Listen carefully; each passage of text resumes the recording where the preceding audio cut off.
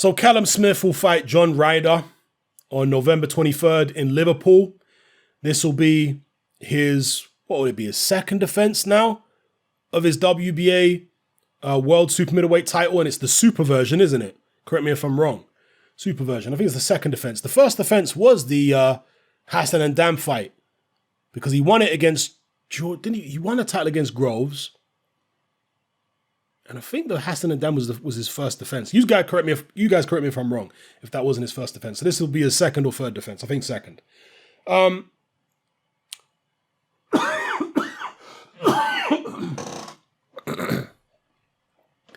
There had been some ambiguity about whether Callum Smith was going to stay with Eddie Hearn. Joe Gallagher came out in several interviews and he was very vocal about talking to different promoters and stuff like that and going elsewhere if Eddie Hearn couldn't get Callum the fights and the paydays that Callum felt like he deserved.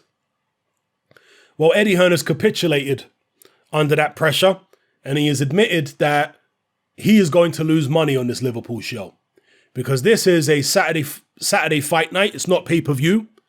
It's in Liverpool. He's having to pay Callum Smith an enormous amount of money.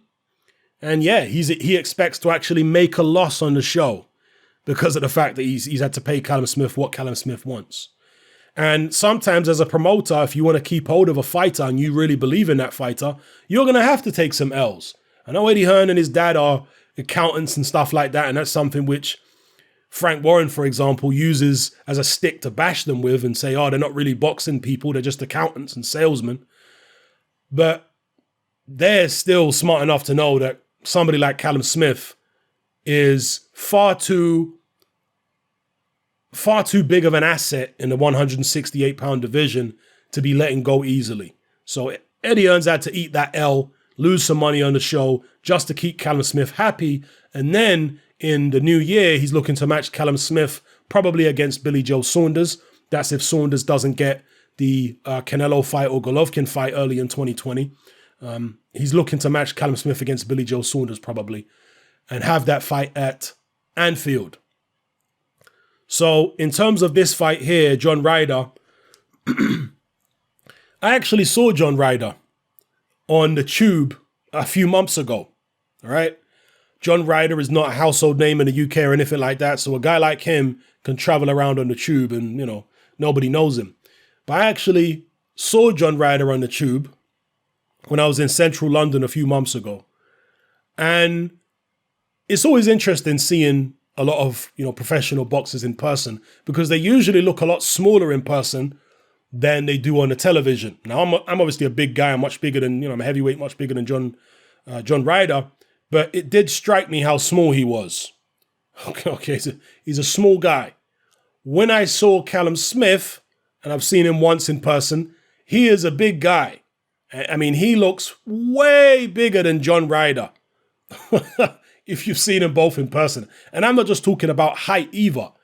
I mean, even like the shoulders and just the size of his head, just the overall size of Callum Smith, his frame is way bigger than John Ryder.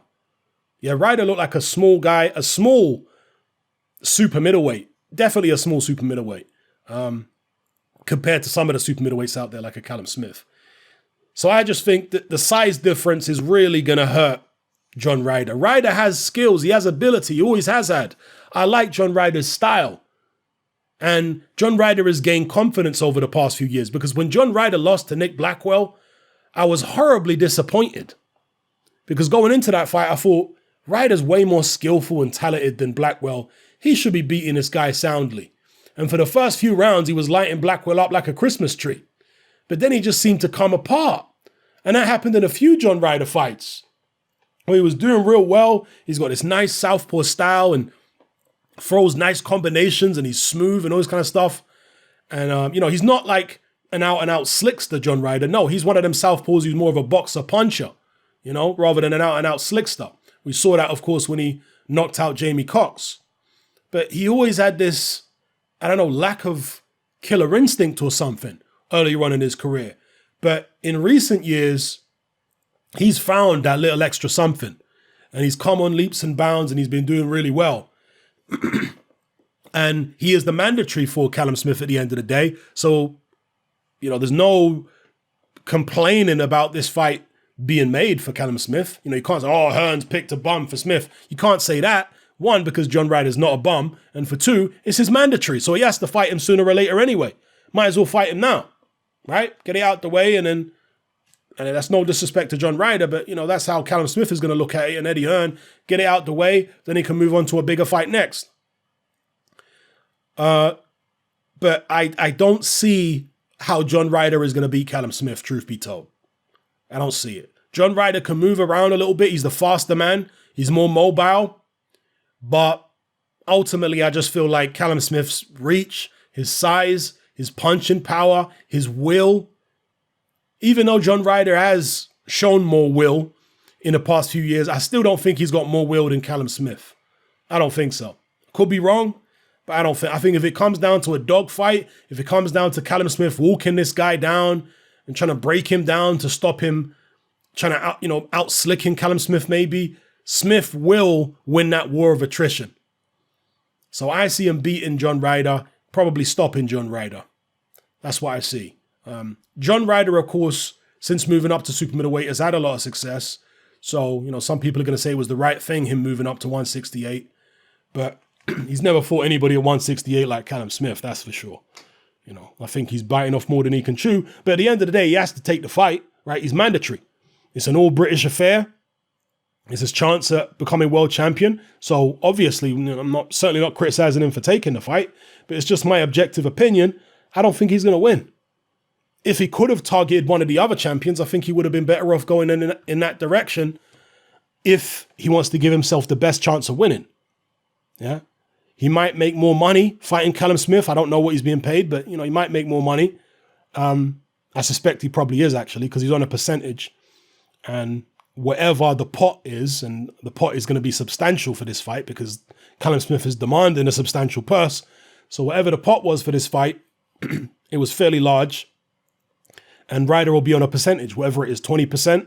So he's probably making more money against Smith than he would have made fighting, Caleb Plant or Benavidez, maybe Billy Joe Saunders as well.